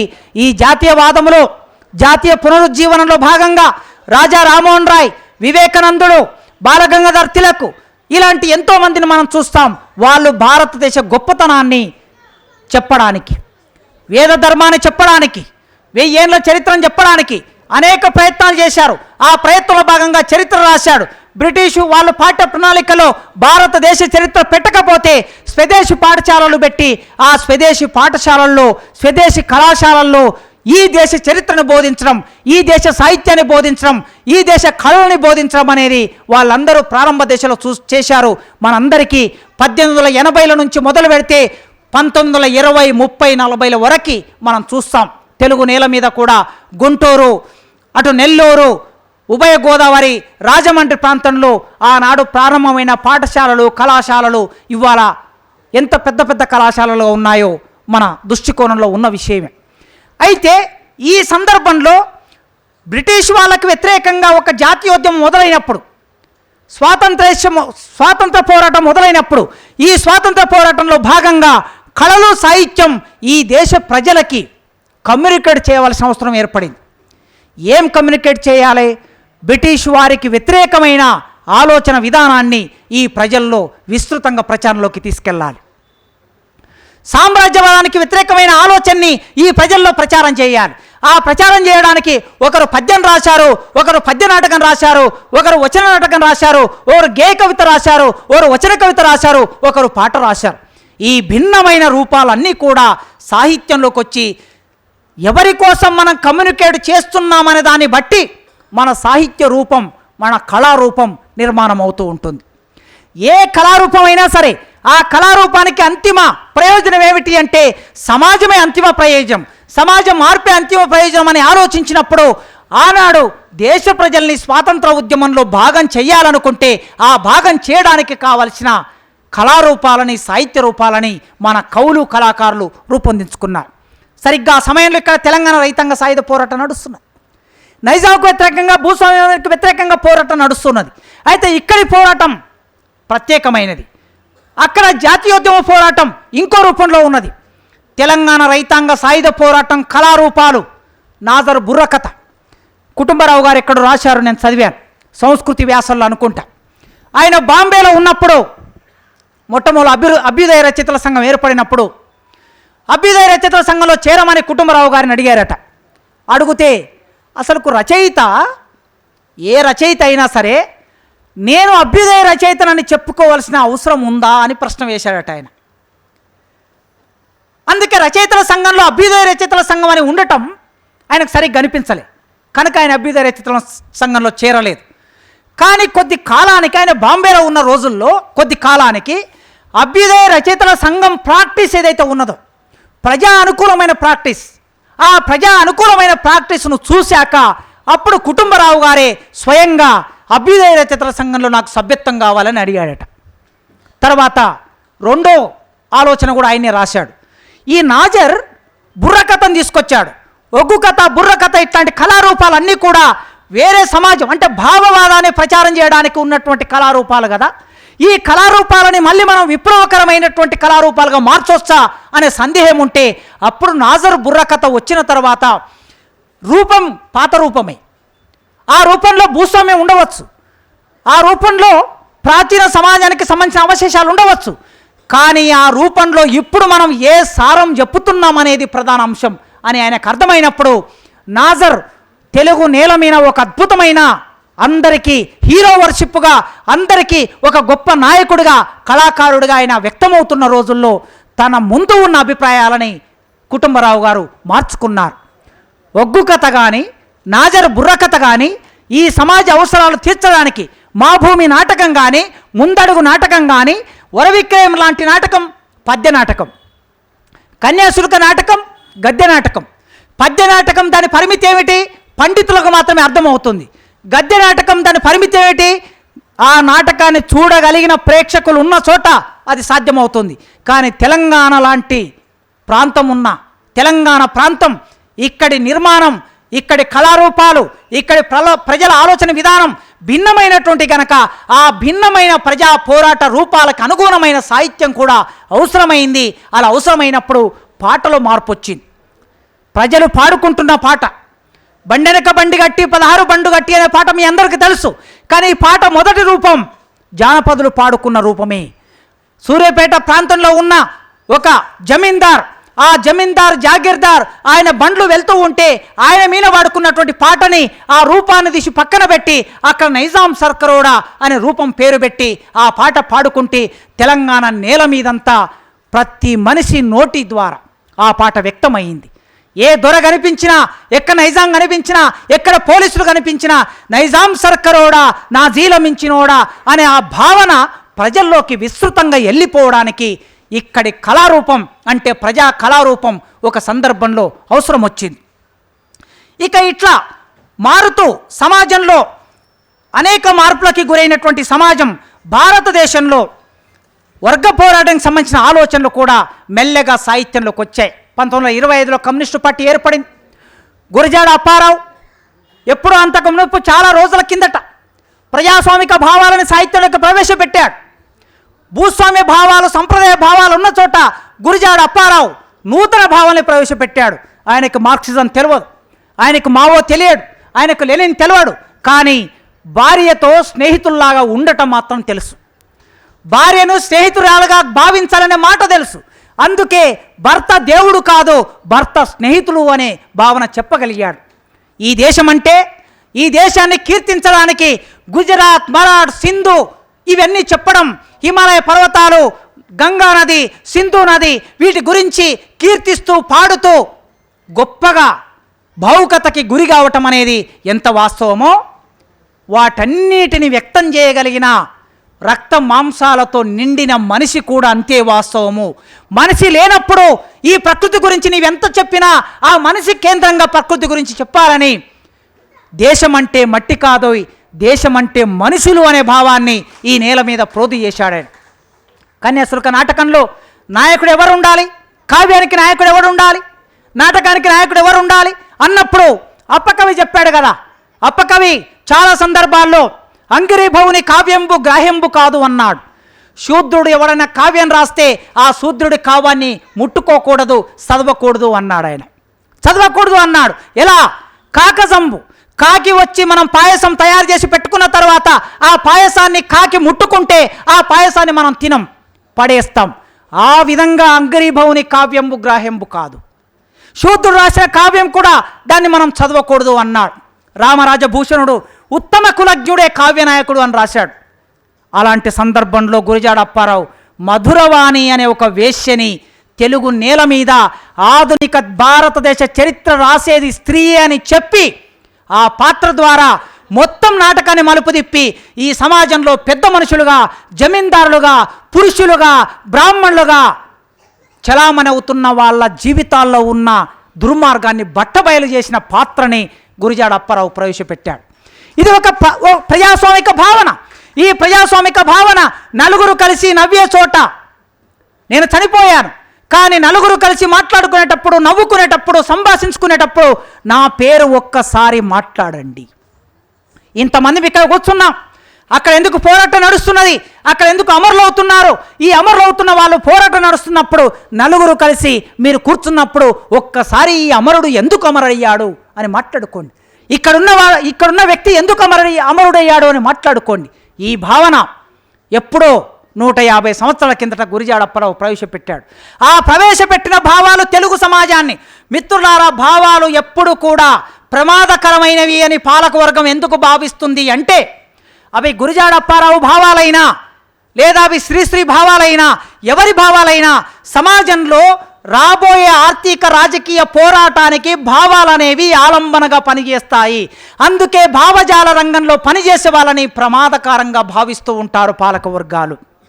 గురిజాడ అప్పారావు వేసిన భావాలు తెలుగు సమాజాన్ని చైతన్యం చేశాయి, ప్రజాస్వామీకరించాయి, హేతువాద ఆలోచన తీసుకొచ్చాయి, శాస్త్రీయంగా ఆలోచించే విధంగా సాహిత్యంలో ప్రభావం వేశాయి. 1925లో కమ్యూనిస్టు పార్టీ పుట్టిన తర్వాత ఆ కమ్యూనిస్టు పార్టీ ఆలోచన విధానం దేశవ్యాప్తంగా విస్తరిస్తున్నప్పుడు ఇక్కడ ఉన్న రచయితలు కమ్యూనిస్టు పార్టీ ఏం చెప్తున్నది, మార్క్సిజం ఏం చెప్పింది, మావో ఏం చెప్పాడు, లెనిన్ ఏం చెప్పాడు, రష్యాలో ఏం జరుగుతుంది, లండన్ వెళ్ళి చదువుకున్న వాళ్ళు, లేదా బెనారస్ వెళ్ళి చదువుకున్న వాళ్ళు, ఢిల్లీ వెళ్ళిన వాళ్ళు, మద్రాసు వెళ్ళిన వాళ్ళు, కలకత్తా వెళ్ళిన వాళ్ళు ఈ పరిణామాలన్నిటినీ ఆలోచిస్తూ ఉన్నారు. ఆలోచించిన వీళ్ళందరూ వర్గ పోరాట ఆలోచనలు, మార్క్సిజానికి అనుకూలమైన ఆలోచనలు తమలో భాగం చేసుకొని, తమ ఆచరణలో భాగం చేసుకొని ఆలోచించడం మొదలుపెట్టారు. ఒక్క విషయం చూడండి, ఎనాన్ మూడో ప్రపంచ దేశాల్లో, వ్యవసాయిక దేశాల్లో జరిగే పోరాటంలో, విప్లవంలో కళారూపాలు, సాహిత్యం ఎలా ఉంటాయో అని ఎనాన్ ఉపన్యాసంలో మావో చెప్పినటువంటి ఒక మాటను మీకు గుర్తు చేస్తాను. లక్షలాది మంది ప్రజలు అనేక పోరాటాల్లో భాగమవుతారు. ఆ పోరాటంలో భాగమైనప్పుడు వాళ్ళు అమరులవుతూ ఉంటారు, వాళ్ళు ప్రాణాలు అర్పిస్తూ ఉంటారు. ఆ అర్పించిన ప్రాణాల వలన కొత్త చరిత్ర నిర్మాణం అవుతుంది. ఈ క్రమంలో కళలు, సాహిత్యం, సంస్కృతి వికసిస్తుంది. కళలు, సాహిత్యం, సంస్కృతి ఉట్టిగా వికసించదు, చరిత్ర గమనంలో అది భాగంగా ఉంటుంది. అలా భాగంగా ఉన్నప్పుడు ప్రజా సంస్కృతి అంటే ఏమిటి అంటే, నూతన సంస్కృతి అంటే చరిత్ర ఎప్పుడైనా ప్రజల త్యాగం వలన నిర్మాణమైన చరిత్రలో ఆ ప్రజల త్యాగం వలన వికసించిన కళలు, సాహిత్యము అదే నూతన సంస్కృతి, అదే నూతన చరిత్ర అని ఆయన చెప్పాడు. ఈ క్రమంలో ఉద్భవించే కళలు, సాహిత్యం వర్గ పోరాటంలో అవి భాగంగా ఉంటాయి. వర్తమాన ప్రపంచంలోని సమస్త కళలు, యాస్టీస్గా ఆయన చెప్పిన మాటలను చదువుతున్నాను నేను ఇక్కడ. వర్తమాన ప్రపంచంలోని సమస్త కళలు, సాహిత్యం నిర్దిష్ట వర్గాల రాజకీయాల ప్రయోజనాల కోసమే ఉద్దేశించబడినవి. చూడండి, వర్తమాన ప్రపంచంలోని సమస్త కళలు, సాహిత్యం, ఇవాళ మన వర్తమానం తీసుకుందాం, ఆయన చెప్పిన వర్తమానం అది ఆనాడు. ఈ వర్తమాన ప్రపంచంలోని సమస్త కళలు, సాహిత్యం నిర్దిష్ట వర్గాల రాజకీయాల ప్రయోజనాల కోసమే ఉద్దేశించబడి ఉంటాయి. అంటే వర్గ ప్రయోజనాన్ని, రాజకీయ ప్రయోజనాన్ని నెరవేరుస్తాయి. వాస్తవంగా కళ కోసం అంటూ ఏది ఉండదు. ఆర్ట్ కోసమే అనే, కళ కోసమే, సాహిత్యం కోసమైన వాదనలు ఎన్నో ఉన్నాయి. ఈ వాదాలన్నీ కూడా పూర్వపక్షమయ్యాయి. మనం దాని పట్ల సంవాదం కూడా నడిపాం. ఇప్పుడు మళ్ళీ తిరిగి కళ కోసమే, సాహిత్యం కోసమేనే పునరుద్ధరణ మొదలవుతున్నది ఇప్పుడు. అందుకే వీటి గురించి మాట్లాడుకుంటున్నాం. వాస్తవంగా కళ కోసం అంటూ ఏది లేదు. వర్గాలకు లేదా రాజకీయాలకు అతీతంగా ఏ కళ ఉండదు ఈ ప్రపంచంలో. కామ్రేడ్ లెనిన్ చెప్పినట్లు, ఆయన లెనిన్ను రెఫరెన్స్గా తీసుకున్నాడు. ఇక్కడ లెనిన్ను రెఫరెన్స్గా తీసుకొని ఏమంటున్నాడు, అదే మాటలో మావో. కామ్రేడ్ లెనిన్ చెప్పినట్లు మొత్తం ఒక యంత్రంలో భాగం అనుకుంటే, యంత్రాంగంలో భాగమైన పళ్ళు చక్రాలలాగా సమస్త శ్రామిక వర్గ ప్రయోజనాల భాగమే కార్మిక వర్గ సాహిత్యం, కళలు అన్నాడు కామ్రేడ్ మావో. అందుకోసమే ఏ కళారూపమైనా, ఏ సాహిత్య రూపమైనా కార్మిక వర్గ పోరాటంలో భాగం కాకుండా మనం విడిగా చూడలేం. ఎక్కడి నుంచి ఆర్యులు భారతదేశానికి ప్రవేశించిన క్రీస్తుపురం 2500 నుంచి మీకు సంభాషిస్తూ వచ్చాను నేను. అక్కడి నుంచి మొదలు పెడితే ఈనాటి వరకు కళలు, సాహిత్యం అనేది వర్గంలో భాగం, వర్గ ప్రయోజనాల భాగం, రాజకీయ ప్రయోజనాల భాగంగా ఉంటూ వచ్చాయి తప్ప వాటికి విడి అస్తిత్వం అంటూ ఏది లేదు. ఈ వర్తమాన దోపిడీ ప్రపంచంలో సమస్త కళలు, సాహిత్యం దోపిడి వర్గ ప్రయోజనాలనే నెరవేరుస్తాయి ఎప్పుడైనా. ఇప్పుడు ఇక్కడ ఉన్నాం మనం ఇప్పుడు ఫైరింగ్ పాయింట్ ఏమిటి అంటే, వర్తమాన దోపిడీ ప్రపంచంలో సమస్త కళలు, సాహిత్యం దోపిడి వర్గ ప్రయోజనాలనే నెరవేరుస్తాయి. తప్పుడు చరిత్రను చెప్తాయి. పాలక వర్గాలకు అనుకూలమైన ఆలోచనలు మన మెదళ్లలో ప్రోధి చేస్తూ ఉంటాయి. పాలకుడు రాముడు అంటే రాముడికి అనుగుణమైన సినిమాలు వస్తాయి. పాలకుడు కృష్ణుడు అనుకుంటే కృష్ణుడికి అనుకూలమైన సినిమాలు వస్తాయి. పాలకుడు ఇది తాజ్మహల్ కాదు, ఇది శివాలయం అనుకుంటే శివాలయం అనే సినిమా వస్తుంది. పాలకుడు ఇది బాబ్రీ మసీదు కాదు, ఇది రామాయణం అనుకుంటే రామాయణం అనుకునే సినిమాలు వస్తాయి. పాలకుడు ఏమనుకుంటే ఆ సినిమాలు, ఏమనుకుంటే ఆ సీరియళ్ళు, ఏమనుకుంటే అలాంటి సాహిత్యం, ఏమనుకుంటే ప్రెస్ అండ్ మీడియా అలాంటి ప్రచారం చేస్తూ ఉంటుంది. అందుకే వర్తమాన దోపిడీ ప్రపంచంలోని సమస్త కళలు, సాహిత్యం దోపిడీ వర్గ ప్రయోజనాలను నెరవేరుస్తాయి. ఏ సమాజంలోనైనా సరే భౌతిక ఉత్పత్తులను రక్షించడానికే లేదా పెంపొందించడానికే భౌతిక ఉత్పత్తులైన కళలు, సాహిత్యం అంకితమవుతాయి. మన కంటికి కనిపించే వస్తువును Boost the secret of my energy, ఇది ఒక కవితా వాక్యం. భగవంతునికి భక్తునికి అనుసంధానమైన అంబికా దర్బారు బత్తి, ఇది ఒక కవితా వాక్యం. ఈ కవితా వాక్యం భగవంతునికి భక్తునికి అనుసంధానమైన అంబికా దర్బారు బత్తి అంటున్నాడంటే ఈ అంబికా దర్బారు బత్తి అనే ఉత్పత్తిని ప్రచారం చేయడానికే కళారూపం ఉపయోగపడుతుంది, కవితా రూపం ఉపయోగపడుతుంది. Boost the secret of my energy అన్నాడంటే ఈ Boost the secret of my energy ఆ బూస్టును తయారు చేసే పెట్టుబడిదారుడి ప్రయోజనం నెరవేర్చడం కోసమే ఆ కవితా వాక్యం వ్యక్తమవుతున్నది. తైదంబలి నా ఎనర్జీలో భాగమని చెప్పగలడా? చెప్పలేం. ఇప్పుడు రాగి సంకటి 5 స్టార్ హోటల్లో, 5 నక్షత్రాల హోటల్లో రాగి సంకటిని ప్రత్యేకంగా పెడుతున్నారు. రాగి సంకటి మేము తిన్న రోజు, మా వర్గాలు తిన్న రోజు రాగి సంకటి తిన్న వాళ్ళని హేళన చేశారు, తక్కువ చూశారు. ఇవాళ అదే రాగి సంకటి అంటే ఇది వ్యాపారమైనప్పుడు, ఏ వస్తువు అయినా సరే వ్యాపారమైనప్పుడు ఆ వ్యాపారపరమైనటువంటి ప్రాధాన్యత దానికి పెరుగుతూ ఉంది. కళలు, సాహిత్యం ప్రజలని గాఢంగా ప్రభావితం చేసే మాట కూడా వాస్తవమే. ఎందుకు విప్లవ రచయితల సంఘం అంటే ఇంత కోపం ఎవరికైనా? ఓ 30-40 మంది సభ్యులుండే ఈ సంఘం ఎన్నడూ కూడా, మా సీనియర్స్ వ్యవస్థాపక సభ్యులు ఉన్నారు ఇక్కడ కింద, చెంచయ్య గారు, సిఎస్ఆర్ ప్రసాద్ గారు, కృష్ణాబాయి గారు ఉన్నారో లేదు తెలియదు. వ్యవస్థాపక సభ్యుల నుంచి ఇప్పటి వరకు మా సభ్యత్వం ఎన్నడూ 100 మంది దాటలేదని మా వాళ్ళు చెప్తూ ఉంటారు, మా పెద్దవాళ్ళు. 100 మంది దాటని ఈ సంస్థను చూసి ఇంత పెద్ద ప్రభుత్వం, ఇన్ని కోట్ల సైన్యం ఉండి, ఇంత పెట్టుబడులుండి, ఇంత సంపద ఉంది, ఇంత పెద్ద పార్లమెంటు, ఇన్ని రాష్ట్రాల అసెంబ్లీలు, ఇంత పెద్ద దేశానికి ప్రధానమంత్రి, ముఖ్యమంత్రులు ఉన్న వాళ్ళు మమ్మల్ని చూసి ఎందుకు భయపడుతున్నారండి? ఎందుకు భయపడుతున్నారంటే కళలు, సాహిత్యం ప్రజలని గాఢంగా ప్రభావితం చేస్తాయి గనక, ఆ చేసే లక్ష్యం ఇందులో ఉంది గనక. చెరబండరాజును ఎందుకు చంపేశారు? వ్యాధి బాధితుడైనటువంటి చెరబండరాజును ఎందుకు చంపేశారు? గద్దర్ మీద ఎందుకు కాల్పులు జరిగాయి? బెల్లిలెడతను ఎందుకు చంపేశారు? సర్దార్ రస్మిని ఎందుకు చంపేశారు? మొత్తం చరిత్ర మొత్తం అశాంతం చూస్తే మనకిది కనిపిస్తుంది. ఇప్పుడు కళాకారులను ఎందుకు టార్గెట్ చేశారు? ఆ కళలకి, సాహిత్యానికి ప్రజలని వేగంగా ప్రభావితం చేసి, స్పందింపజేసి పోరాటాల వైపు నిలబెట్టే శక్తి వాటికుంది. ఆ రంగంలో పనిచేసే వాళ్ళకు కూడా ఆ శక్తి ఉందని వాళ్ళు భయపడుతున్నారు. దోపిడి వర్గ కళలు, సాహిత్యం ప్రజలకి శాస్త్రీయ ఆలోచనను అందకుండా చేస్తుంది, మతమౌఢ్యాన్ని నూరిపోస్తుంది, అంధవిశ్వాసాల్లోకి నెట్టివేస్తుంది. దోపిడి వర్గ కళలు, సాహిత్యంలో కూరుకుపోయిన ప్రజల్ని రక్షించడానికి విప్లవ కళలు, సాహిత్యం పనిచేస్తాయి. 1954లో కుటుంబరావు గారు సంస్కృతి వ్యాసాల్లో రాసింది ఒక ప్రస్తావన చేస్తాను.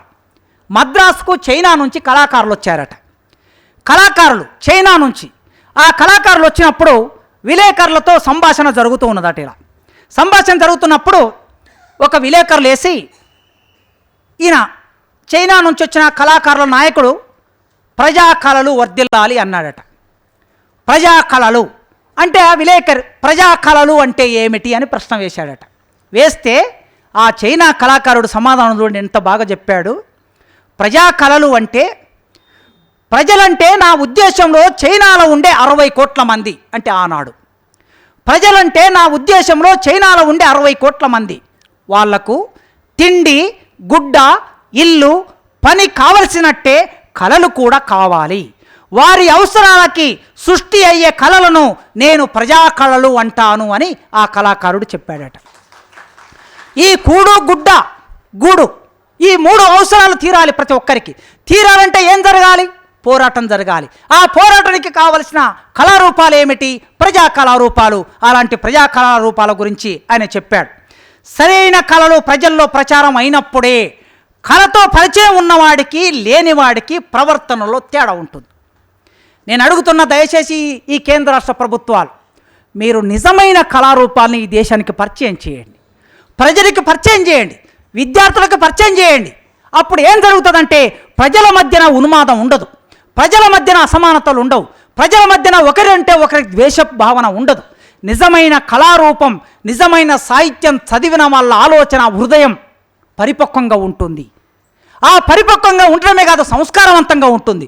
ఆ సంస్కారవంతంగా పరిపక్వంగా ఉన్న మనిషి ఆలోచించేదానికి, ప్రవర్తించేదానికి, వ్యక్తమయ్యేదానికి చాలా తేడా ఉంటుంది.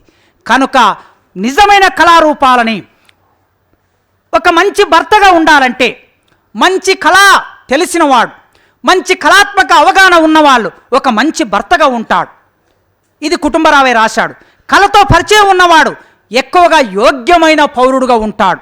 మంచి భర్తగా, మంచి తండ్రిగా, మంచి పౌరుడిగా, సామాజికుడిగా రాణించాలంటే ఈ దేశ ప్రజలందరికీ ప్రజా కళల్ని ప్రచారం చేయాలి, పరిచయం చేయాలని కుటుంబరావు రాశాడు.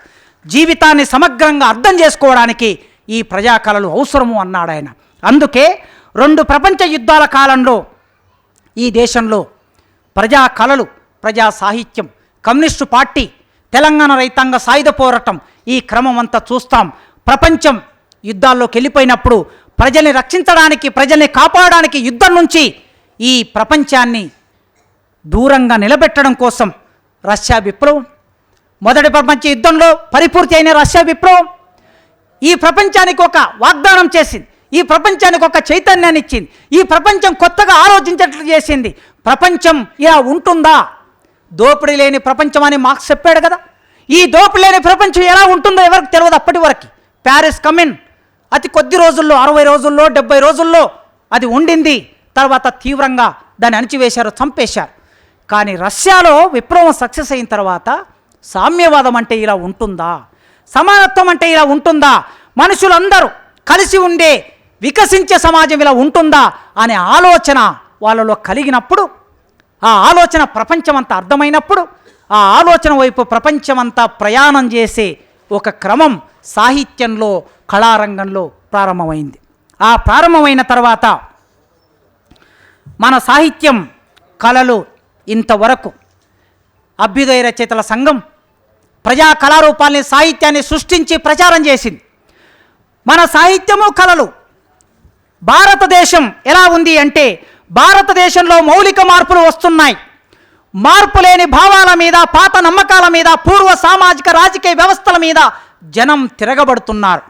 ప్రస్తుత ఘర్షణలు, గందరగోళాల్లో నుంచి నవ సమాజం ఉద్భవిస్తుంది. శిథిల జీవచ్ఛవ తిరోగామి తత్వం కాయకల్ప చికిత్స కోసం ఆయత్తమవుతుంది అని రాసుకున్నారు. భారతదేశంలో ఈ మౌలిక మార్పు రావాలని ఆశించారు. అప్పుడు మరి సాహిత్యం, కళలు ఎలా ఉన్నాయి? వీళ్ళు రాసుకున్నప్పుడు, తమ ప్రణాళిక రాసుకున్నప్పుడు మన సాహిత్యము, కళలు ఇంతవరకు యాచక పండిత భ్రష్ట వర్గాల చేతుల్లో పడి నలుగుతున్నాయి అంటే ఆనాటి పరిస్థితి. వాటిని ఉద్ధరించి ప్రజలకు సన్నిహితము చేసి జీవిత వాస్తవాలను చిత్రించే సాధనాలుగా, భవిష్యత్తుకు మార్గదర్శకాలుగా మలచడం మన సంఘము ఆశయం. భ్రష్ట వర్గాల చేతుల్లో పడి మూలుగుతున్నటువంటి ఆ సాహిత్యాన్ని, ఆ కళారూపాల్ని ఇప్పుడు మన చేతిలోకి తీసుకొని ప్రజలకి దగ్గర చేయాలి. అందుకే అందరము కలిసి చేసిన అందమైన వస్తు సముదాయమంతా ఎవడో ఒక్కడే వచ్చి ఎత్తుకపోతూ ఉంటే, అందరము కలిసి చేసిన అందమైన వస్తు సముదాయమంతా ఎవడో ఒక్కడే వచ్చి ఎత్తుకపోతూ ఉంటే అన్యాయం అన్యాయం అని మేమంటే అనుభవించాలి మీ కర్మ అంటాడు వాడు. ఇది శ్రీశ్రీ మహాప్రస్థానంలో రాసుకున్నది. అనుభవించాలి మీ కర్మ అంటాడు. ఈ కర్మ అనే భావాన్ని ప్రజల నుంచి తొలగించడం కోసమే అభ్యుదయ రచయితల సంఘం ప్రారంభమైంది. స్వాతంత్రం, సమభావం, సౌభ్రత్వం, సౌహార్దం పునాదులై ఇల్లు లేచి జగానికంతా శుభం రావాలని కోరుకున్నాడు. కానీ రాలేకపోయింది. ఆ రాలేకపోలేనటువంటి ఒకనొక పరిస్థితి కమ్యూనిస్టు పార్టీలో సంక్షోభం రావడం, కమ్యూనిస్టు పార్టీ చీలిపోవటం, రచయితలకి ఏ ఆధారం లేకపోవటం, ఏ మార్గం లేకపోవటం, ఫలితంగా రచయితలు, కళాకారులు సినిమా రంగంలోకి వెళ్ళిపోయిన ఒకనొక సందర్భంలో మళ్ళొక్కసారి నక్సల్బరి నిప్పురవ్వ తెలుగు సాహిత్యాన్ని, తెలుగు కళాకారుల్ని, తెలుగు రచయితల్ని అటువైపు తిప్పుకున్నది. సాధారణ ప్రజలు చేసిన పోరాటం, ఒక 9 మంది చేసిన త్యాగం, ఆదివాసులు చేసిన త్యాగం, పోరాటం ఈ మొత్తం దేశ రాజకీయ వ్యవస్థని కదలబార్చింది, ఒక్కసారి కుదుపు గురి చేసింది.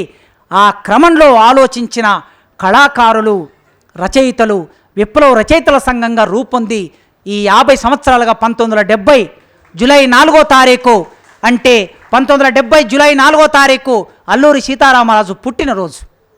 జూలై 4వ తారీఖు దొడ్డి కొమరయ్య అమరుడైన రోజు. ఆ రోజును ప్రామాణికంగా తీసుకొని విప్లవ రచయితల సంఘం ఈ హైదరాబాద్లో ఏర్పాటైంది. ఈ 50 ఏళ్ల కాలంలో విప్లవ రచయితల సంఘం నాటకంలోకి ప్రవేశించింది. కొత్త నాటకాలను తీసుకొచ్చింది, కథలోకి ప్రవేశించింది, కథ టెక్నిక్ని మార్చేసింది. కథ అంటే ఇలా రాయాలి. ఒక అల్లం రాజయ్య, తెలంగాణ నేల మీద నుంచి మొదలుపెట్టిన అల్లం రాజయ్య, అటువైపు నుంచి రావి శాస్త్రి, ఈనాటి కథా రచయితల వరకు మానవ జీవితం ఎలా ఉంటుంది, కుటుంబ జీవితం ఎలా ఉంటుంది. తాయమ్మ కరుణ, తాయమ్మ అనే ఒక కథ రాస్తే తాయమ్మ కరుణగా మారేటటువంటి ఒక సందర్భాన్ని ఎట్లా ఇస్తుంది కథా రచన, ఎట్లా ఇస్తుందంటే ఆ కథలో చెప్పిన వస్తువు మాత్రమే కాదు, చెప్పిన టెక్నిక్ వలన అది సాధ్యమవుతుంది.